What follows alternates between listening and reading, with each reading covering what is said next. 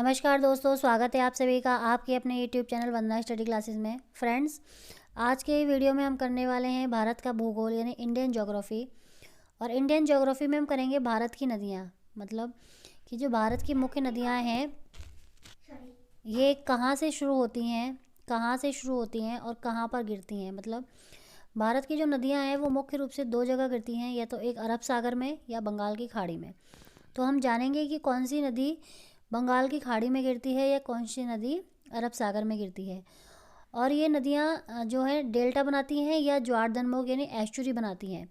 तो हम आज की वीडियो में ये भी देखेंगे कौन सी नदी ज्वारधनमुख बनाती है और कौन सी नदियाँ डेल्टा बनाती हैं। ठीक है फ्रेंड्स, चलिए स्टार्ट करते हैं। फ्रेंड्स, आज ये जो वीडियो है जो भारत की प्रमुख नदियाँ हैं ये आपका सभी एग्ज़ाम के लिए बहुत ही महत्वपूर्ण है। आप कोई भी कॉम्पिटिटिव एग्ज़ाम की तैयारी कर रहे हों, आप कोई भी टीचिंग एग्ज़ाम की तैयारी कर रहे हों, इस भारत की नदियों से आपको एक प्रश्न या दो प्रश्न आपको कंफर्म आपके एग्ज़ाम में मिलेंगे। तो ये नई जो ये वीडियो है, ये टॉपिक है, ये सभी के लिए इक्वली इम्पोर्टेंट है। चलिए शुरू करते हैं।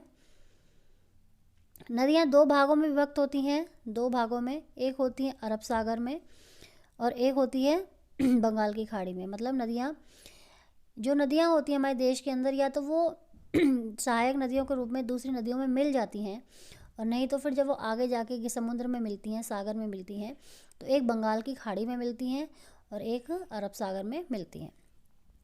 तो फ्रेंड्स, आज की वीडियो में हम जो नदियाँ जानेंगे वो मानचित्र की सहायता से जानेंगे, ताकि हमें किसी भी नदी का जो है क्षेत्र जो है कि वह नदी किस राज्य से बहती है या कहाँ पे जाके अपना जल गिराती है, बंगाल की खाड़ी, अरब सागर, तो ये रटना नहीं पड़ेगा। बिल्कुल मानचित्र की सहायता से करेंगे जो आपको बिल्कुल ईजिली समझ में आ जाएगा।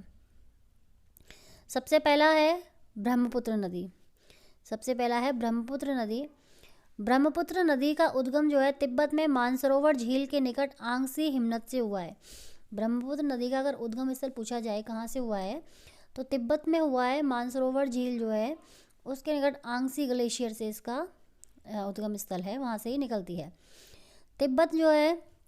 तिब्बत में ब्रह्मपुत्र नदी को सांगपो नाम से जाना जाता है। ध्यान रखिए, ब्रह्मपुत्र से हमारे भारत में कहते हैं, तिब्बत में जब ये नदी बहती है तो वहाँ पे इसको सांगपो नदी कहा जाता है। उसके बाद यह भारत में अरुणाचल प्रदेश के नामचा बरुआ पर्वत शिखर के निकट प्रवेश करती है। पूछा जाता है ये क्वेश्चन कि ब्रह्मपुत्र नदी भारत के किस राज्य से प्रवेश करती है, तो ये अरुणाचल प्रदेश से प्रवेश करती है। ध्यान रखिएगा। और यह नदी असम में, ध्यान रखिएगा, जब ये असम में आती है अरुणाचल प्रदेश के बाद, तो दुनिया का सबसे बड़ा नदी द्वीप माजुली द्वीप बनाती है। बहुत इंपॉर्टेंट है ये कि एकमात्र ऐसी नदी जो द्वीप बनाती है, क्योंकि द्वीप जो होते हैं वो सागर में, महासागरों में होते हैं, लेकिन नदी द्वीप कहाँ पे है, तो भारत में है। और भारत में भी कहाँ पे, असम राज्य में है। कौन सी नदी बनाती है, तो ब्रह्मपुत्र नदी बनाती है। और कौन सा द्वीप है, माजुली द्वीप। देखिए कितने सारे क्वेश्चन हैं कि ब्रह्मपुत्र भारत में प्रवेश करती है तो अरुणाचल प्रदेश से प्रवेश करती है। ध्यान रखिएगा, अरुणाचल प्रदेश से। उसके बाद ब्रह्मपुत्र नदी एक द्वीप बनाती है, माजुली द्वीप। द्वीप का नाम है माजुली द्वीप। किस राज्य में, तो असम राज्य में। ठीक है फ्रेंड्स। इसके बाद यह बांग्लादेश से होती हुई बंगाल की खाड़ी में गिरती है। असम में जाने के बाद ये कहाँ चली जाती है, नीचे बांग्लादेश में चली जाती है, और वहाँ से फिर ये बंगाल की खाड़ी में गिरती है। पूछा जाए कि अगर ब्रह्मपुत्र नदी कहाँ पे जाके मिलती है, तो बंगाल की खाड़ी में मिलती है।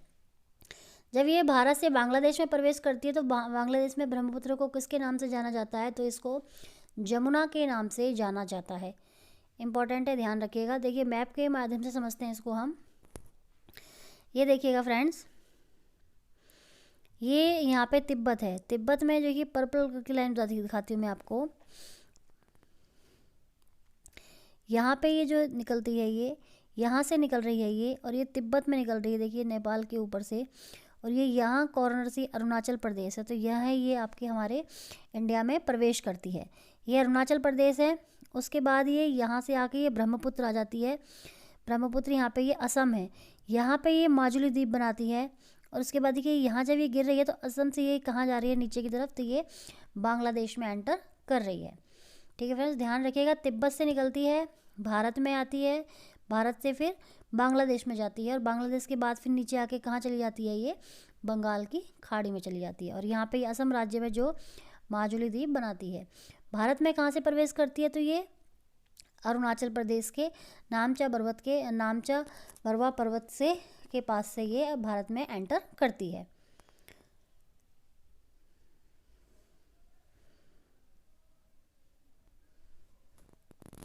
इसके बाद दूसरी नदी देखेंगे, गंगा नदी। हमारे भारत की सबसे पवित्र नदी, सबसे बड़ी नदी अगर कहा जाता है तो वो किसे, गंगा नदी को कहा जाता है। गंगा नदी जो है उत्तराखंड के उत्तरकाशी जिले में गौमुख के निकट गंगोत्री हिमनद से भागीरथी के रूप में निकल कर आती है। ध्यान रखिएगा, गंगा नदी ये कहाँ पे आके बनती है, तो ये गंगा नदी देवप्रयाग में आके बनती है। लेकिन ये निकलती कहाँ से है, ये निकलती है उत्तराखंड। ध्यान रखिएगा, जिला उत्तराखंड है, उस उत्तराखंड में उत्तरकाशी जिला है, और गौमुख के निकट गंगोत्री हिमनद यानी गंगोत्री ग्लेशियर से निकलती है। लेकिन जब ये गंगोत्री ग्लेशियर से निकलती है तो इसका नाम गंगा नहीं होता, इसका नाम भागीरथी होता है। ध्यान रखिएगा, सभी जानते हैं गंगा को पृथ्वी पर कौन लाए थे, भागीरथ जी लाए थे, तो उन्हीं के नाम पे ये भागीरथी नाम है। तो जब ये गंगोत्री से निकलती है तो उसका नाम भागीरथी होता है।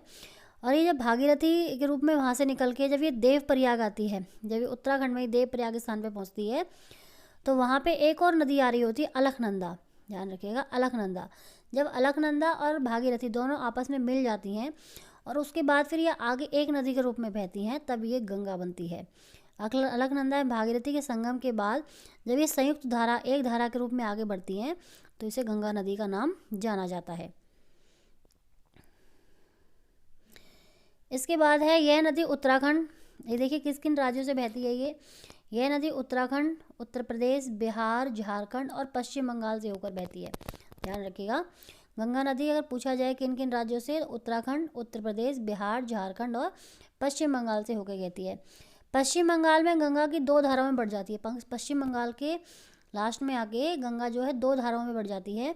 एक धारा जो है हुगली नदी के रूप में जानी जाती है, जो हम कहते हैं ना कलकत्ता में हुगली नदी के किनारे बसा हुआ है जो कलकत्ता शहर, वो हुगली नदी गंगा नदी की ही एक धारा है, मतलब एक नदी है जो वो दो भागों में बढ़ जाती है, तो वो हुगली नदी गंगा का ही रूप है।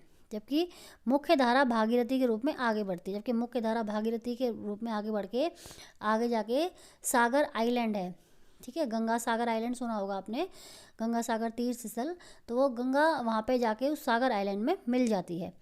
और उसके बाद ये बांग्लादेश में होती हुई बंगाल की खाड़ी में गिरती है। यह भी बाद में बांग्लादेश में जाके बंगाल की खाड़ी में गिरती है। इसको भी मैप के माध्यम से समझ लेते हैं हम। देखिए ये है गंगा नदी, ध्यान रखिएगा, यहाँ पे ये उत्तराखंड के उत्तरकाशी जिले से यहाँ से निकलती है। ये इस तरह यहाँ बहती हुई देखिए ये गंगा नदी आ रही है, और यहाँ पे आके ना ये गंगा की दो धारा बढ़ जाती हैं।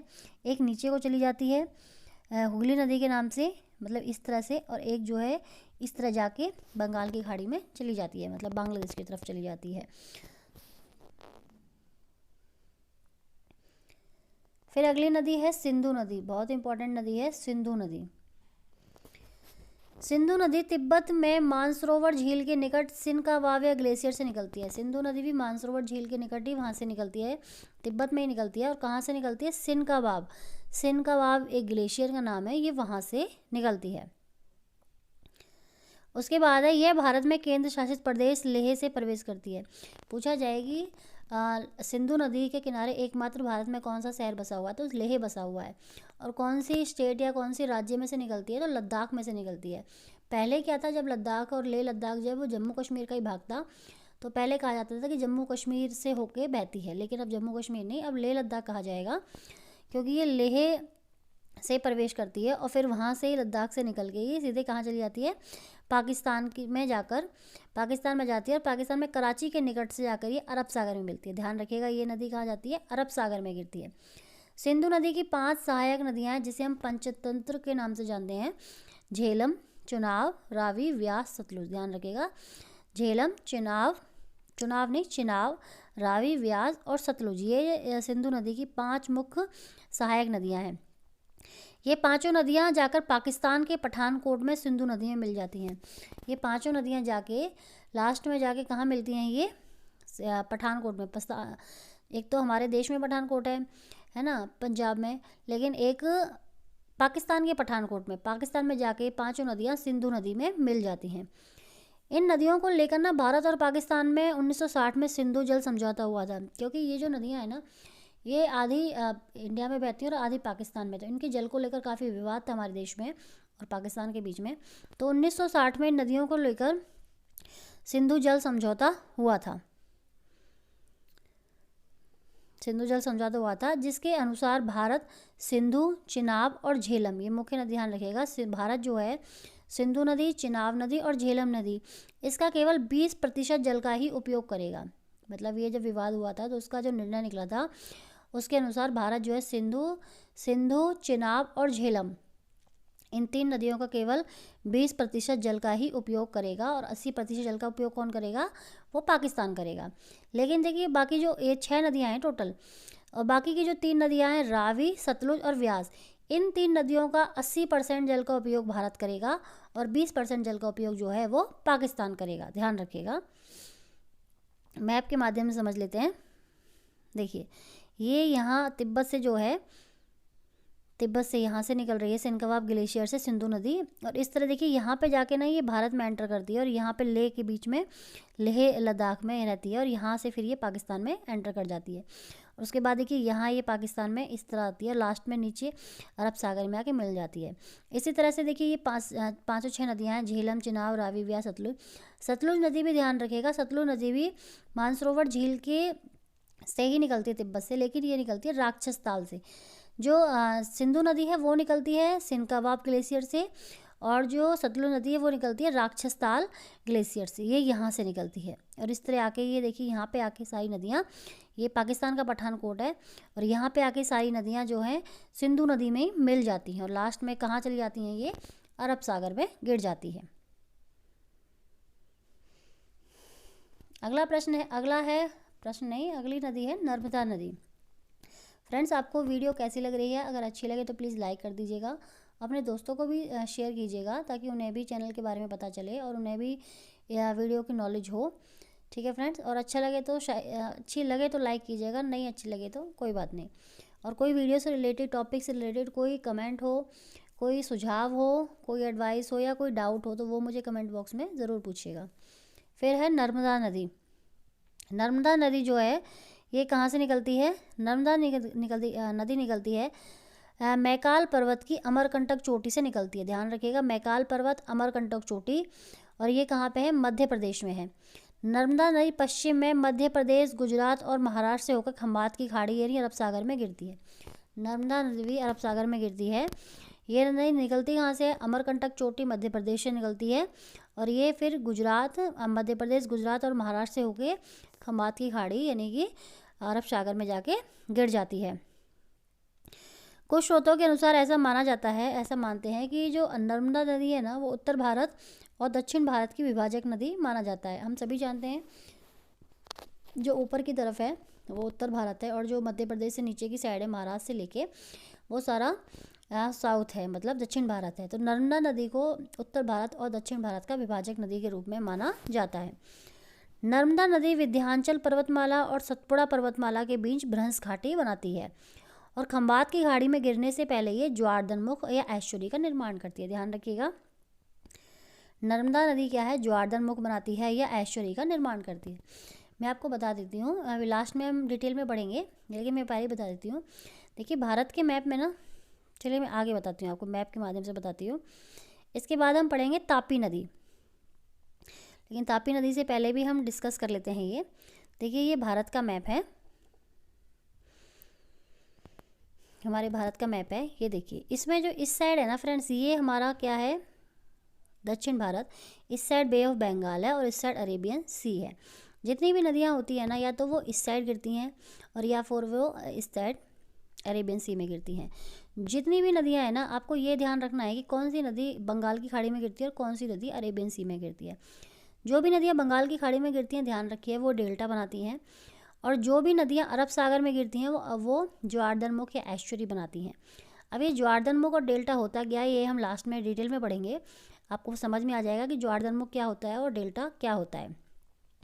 लेकिन ध्यान रखिएगा, बंगाल की खाड़ी में गिरने वाली नदियाँ हमेशा डेल्टा बनाती हैं, और अरब सागर में गिरने वाली नदियाँ हमेशा ज्वारधनमुख बनाती हैं।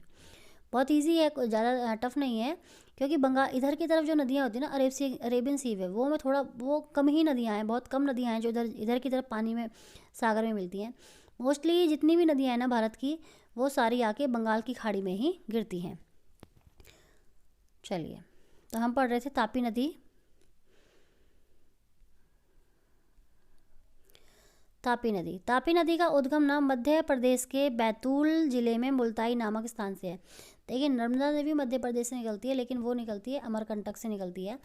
और अगर तापी नदी पूछा जाए तो ये बैतूल जिले के मुल्ताई नामक स्थान से निकलती है। तापी नदी के पश्चिम की ओर बहती हुई ये भी मध्य प्रदेश, गुजरात और महाराष्ट्र से होकर ही जाती है और अरब सागर में अपना जल गिराती है। और यह भी क्या बनाती है, ज्वारधनमुख का निर्माण करती है। तो ध्यान रखिएगा। देखिए, हम ये मैप से समझते हैं नर्मदा और हम तापी नदी। देखिए, नर्मदा नदी ये यहाँ से निकल रही नर्मदा नदी छत्तीसगढ़, और ये छत्तीसगढ़ और मध्य प्रदेश के बॉर्डर से, देखिए यहाँ पे, और यहाँ से निकलती हुई ये महाराष्ट्र, पहले मध्य प्रदेश, गुजरात और महाराष्ट्र से होकर भी ये इधर ही गिरती है। इसके नीचे ही मध्य प्रदेश, देखिए तापी यहाँ से निकलती है बैतूल जिले से, और फिर यहाँ से ये इस तरह होती हुई ये भी इधर ही गिरती है दोनों। अगला है फिर 6 नंबर पे महानदी। महानदी का उद्गम स्थल छत्तीसगढ़ राज्य के रायपुर के समीप। महानदी कहाँ से शुरू होती है, छत्तीसगढ़ से होती है, ध्यान रखिएगा, छत्तीसगढ़ राज्य से होती है, और उसमें धमतरी जिले में स्थित सिहावा नामक पर्वत से है। महानदी कहाँ से निकलती है, महानदी छत्तीसगढ़ में स्थित सिहावा नामक पर्वत से निकलती है। इसका प्रवाह क्षेत्र छत्तीसगढ़ और उड़ीसा राज्य में। ये कहाँ से बहती है, छत्तीसगढ़ से, उड़ीसा से होकर लेके कहाँ गिरती है, बंगाल की खाड़ी में गिर जाती है। यह नदी बंगाल की खाड़ी में अपना जल गिराती है। इस नदी को उड़ीसा का शोक कहते हैं, और हीराकुंड बांध भी इसी नदी पर बना हुआ है। जो भारत का प्रमुख बांध है हीराकुंड बांध, वो इसी नदी पर बना हुआ है, महानदी पर। ये क्वेश्चन कितनी बार पूछा गया एग्जामों में। और उड़ीसा का शोक पूछा जाए तो किसको कहा जाता है, तो ये महानदी को कहा जाता है, ध्यान रखिएगा। उसके बाद है स्वर्ण रेखा नदी। स्वर्ण रेखा नदी भी आजकल एग्जाम में काफ़ी पूछी जा रही है। स्वर्ण रेखा नदी झारखंड के रांची जिले में 16 किलोमीटर दूर, स्वर्ण रेखा नदी झारखंड के रांची जिले से 16 किलोमीटर दूर स्थित एक नंगड़ी गांव है, वहाँ चुआ से निकलती है। ठीक है फ्रेंड। और यह नदी भी पश्चिम बंगाल और उड़ीसा के मध्य सीमा रेखा बनाती है और बंगाल की खाड़ी में अपना जल गिराती है। यह नदी कहाँ से निकलती है, तो झारखंड से निकलती है, झारखंड के रांची से, और ये फिर उड़ीसा और पश्चिम बंगाल के मध्य सीमा रेखा बनाती है और बंगाल की खाड़ी में अपना जल गिराती है, ध्यान रखिएगा। इसके बाद है गोदावरी नदी। गोदावरी नदी को ध्यान रखिए दक्षिणी गंगा और वृद्ध गंगा भी कहा जाता है। बहुत इंपॉर्टेंट एमसीक्यू है ये, कि किसे दक्षिणी गंगा या वृद्ध गंगा कहा जाता है, तो ये गोदावरी नदी को कहा जाता है।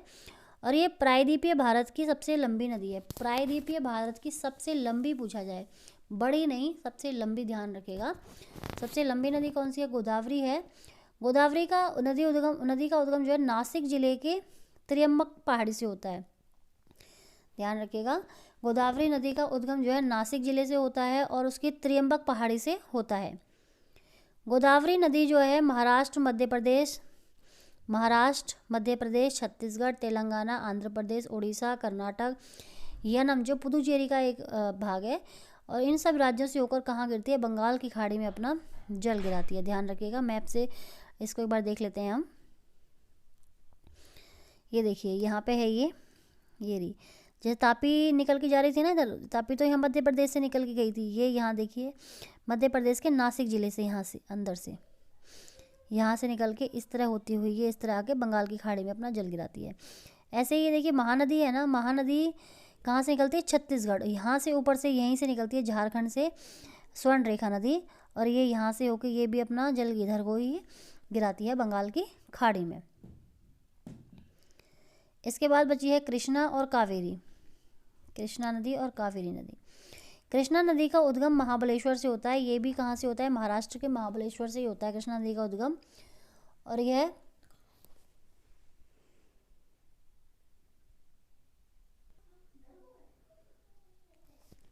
कृष्णा नदी का उद्गम महाबलेश्वर से होता है ये भी, और यह प्रायद्वीपीय भारत की दूसरी सबसे लंबी नदी है। इसे दूसरी सबसे लंबी नदी कहा जाता है, और यह महाराष्ट्र, कर्नाटक, तेलंगाना और आंध्र प्रदेश से होकर बंगाल की खाड़ी में गिरती है।